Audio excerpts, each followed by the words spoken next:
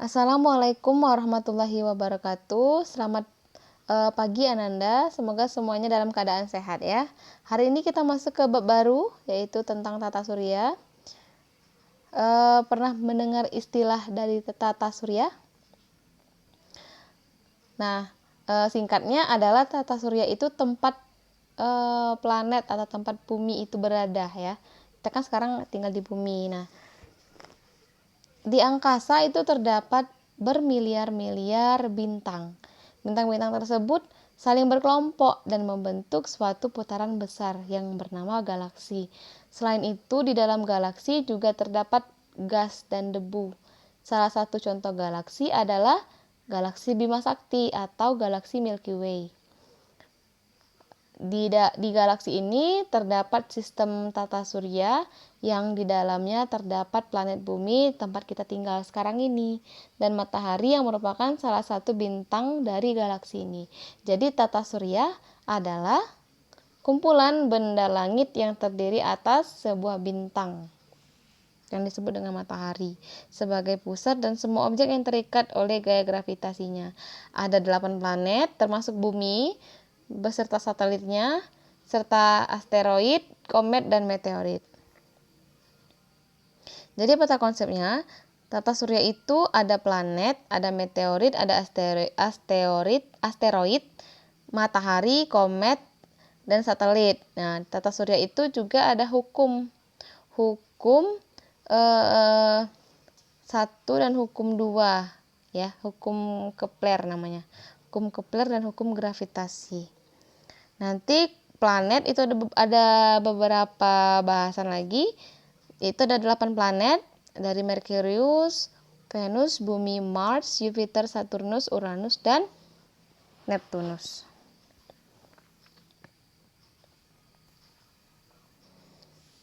Oke, yang selanjutnya kita akan membahas tentang planet. Sampai saat ini itu diketahui ada 8 planet ya. Ada Merkurius yang terdekat dengan matahari. Jadi diurutkan berdasarkan jaraknya dengan matahari. Jadi ada Merkurius, Venus, Bumi, Mars, Jupiter, Saturnus, Uranus, dan Neptunus. Sebuah benda langit disebut planet jika mengorbit matahari, mempunyai massa yang cukup untuk bergravitasi sendiri sehingga mempunyai bentuk yang relatif bulat dan dapat membersihkan benda-benda kecil di sekitar orbitnya dengan menangkap lewat tarikan gravitasi atau membelokannya. Dalam mengelilingi matahari, planet-planet mengikuti lintasan atau yang kita sebut dengan orbit. Garis edar masing-masing planet berbentuk elips dan tidak saling berpotongan. Jadi dia mempunyai bidang sendiri, bidang orbitnya sendiri, lintasan sendiri. Nah, bidang orbit bumi itu disebut dengan bidang ekliptika.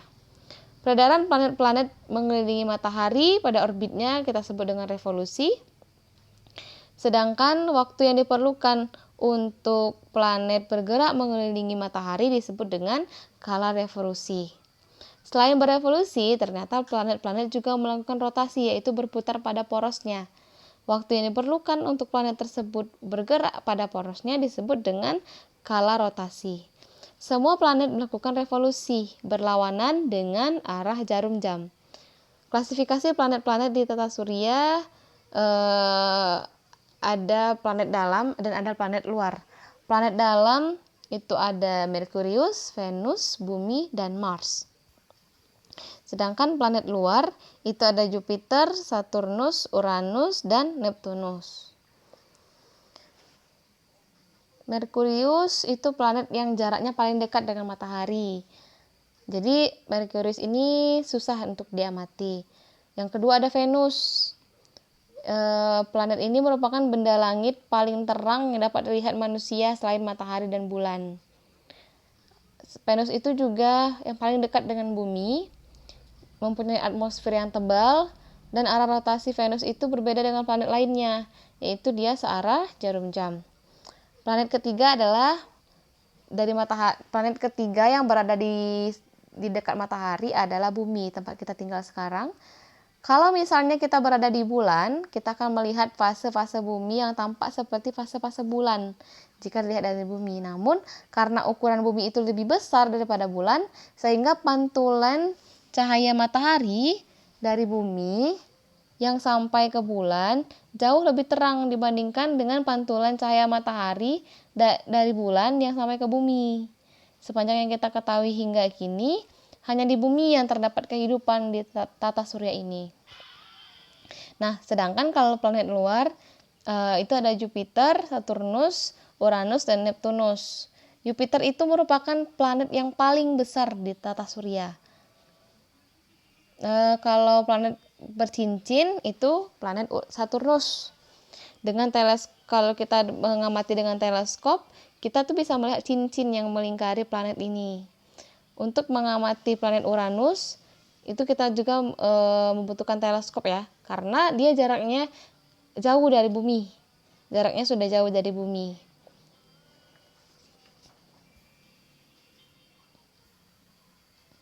Selanjutnya ada satelit.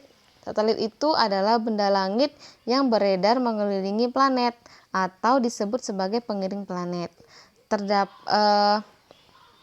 Di dalam tata surya itu terdapat sekitar 146 satelit alami yang diketahui. Bumi mempunyai satu satelit, yaitu satelit bumi adalah bulan. Mars ada 2 satelit, Jupiter ada 50 satelit, Saturnus ada sebanyak 53, Uranus ada 27, dan Neptunus mempunyai 13. Jadi sampai sekarang juga belum diketahui apakah planet yang lain selain disebutkan tadi itu mempunyai satelit atau tidak. Asteroid atau planetoid, yaitu planet-planet kecil yang jumlahnya puluhan ribu dan mengorbit mengelilingi bumi. Letak orbitnya sejajar dengan ekliptika bumi atau bidang orbit bumi tadi ya, atau bidang orbit bumi. Dan terletak di antara orbit Mars dan Jupiter. Selanjutnya ada komet. Komet itu sering disebut dengan bintang berekor, padahal komet itu bukan termasuk bintang. Ekor komet terbentuk oleh debu dan gas membeku. Panjangnya dapat mencapai jutaan kilometer. Jadi nama-nama komet itu ada komet Encke. Dia tampak setiap 3,3 tahun sekali. Komet Biela, komet Brooks, dan komet Gale. Selanjutnya ada meteorit. Meteorit adalah benda langit dengan ukuran bervariasi, mulai dari sebesar butiran pasir hingga sebesar batu kali. Meteorit yang jatuh ke bumi dan terbakar itu disebut dengan meteor. Kita pernah mendengar ya, ada banyak berita tentang ada yang melihat meteor dan menyebutkannya sebagai bintang jatuh. Terus ada juga meteor yang jika malam itu terlihat cerah.